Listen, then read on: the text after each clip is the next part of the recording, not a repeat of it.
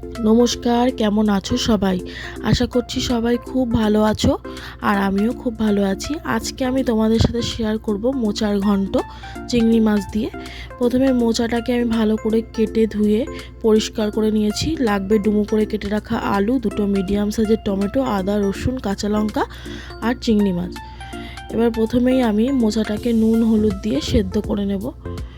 এবার কড়াইতে তেল গরম করে নিচ্ছি। তেল গরম হয়ে গেলে এর মধ্যে ডুমো করে কেটে রাখা আলুগুলো ভেজে নেব। একটু নুন হলুদ দিয়ে ভেজে নেব।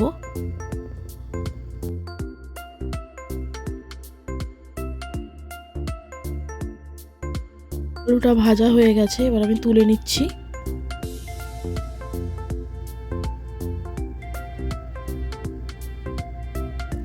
এবার এই তেলের মধ্যেই নুন হলুদ দিয়ে মেখে রাখা চিংড়ি মাছটাও আমি ভেজে নিচ্ছি। কয়েক সেকেন্ডের জন্য চিংড়ি মাছটা ভাজবেন। বেশি ভাজলে চিংড়ি মাছ শক্ত হয়ে যাবে, খেতে ভালো লাগবে না। চিংড়ি মাছও ভাজা হয়ে গেছে, এবার আমি তুলে নিচ্ছি।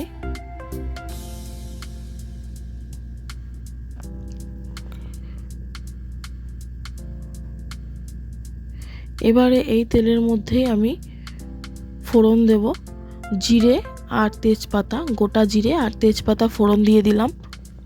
এবার বেটে রাখা মশলাটা দিয়ে দেবো। এর মধ্যে আছে আদা, রসুন, কাঁচা পাকা লঙ্কাটা আর একটা টমেটো। আর এর মধ্যে দিয়ে দিলাম জিরের গুঁড়ো, ধনের গুঁড়ো, কাশ্মীরি লঙ্কার গুঁড়ো আর একটা টমেটো ডুমো করে কেটে দিয়ে দিলাম। নুন দিলাম পরিমাণ মতো আর সামান্য চিনি। এর মধ্যে ভেজে রাখা আলুটাও দিয়ে দিলাম, দিয়ে মশলার সাথে নেড়ে চেড়ে কষিয়ে নেব। মশলার সাথে নেড়ে চেড়ে কষানো হয়ে গেলে এবারে সেদ্ধ করে জল ঝরিয়ে রাখা মোচাটাও আমি দিয়ে দিলাম।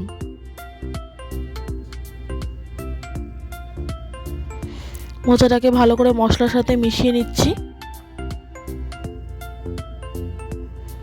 এবারে আমি চিংড়ি মাছটা দিয়ে দিলাম। চিংড়ি মাছটা দিয়ে কিছুক্ষণ মিশিয়ে নিয়ে ভালো করে তারপরে এটাকে ঢেকে দেব।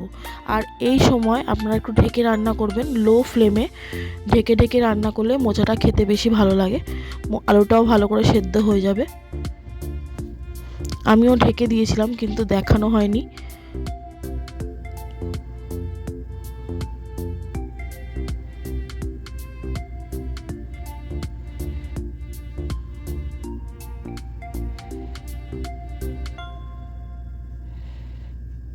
এবার সামান্য গরম মশলা দিয়ে ঢেকে দেব।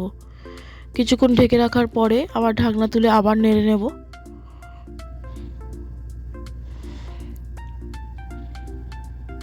ভালো করে নেড়ে নিয়ে মিশিয়ে নেব গরম মশলাটাকে। এবার এর মধ্যে আমি দিয়ে দেবো বেশ খানিকটা ঘি। ঘিটা একটু বেশি করে দেবেন, মোচাতে একটু ঘিটা বেশি দিলে ভালো লাগে। ঘি দিয়ে ঘিটাকেও মিশিয়ে নিচ্ছি। দেখুন জলটা পুরো শুকিয়ে গেছে, এরকম শুকনো শুকনোই হবে মোচাটা। এবার ঘি দিয়ে আমি আর বেশিক্ষণ এটাকে নাড়াচাড়া করব না, এবার এটাকে নামিয়ে নেব। খুব কম মশলায় একটা সুন্দর রেসিপি। কেমন লাগলো আমাকে জানাবেন। ভালো লাগলে লাইক করবেন আর একটু বেশি বেশি করে শেয়ার করবেন। সবাই ভালো থাকবেন। টাটা।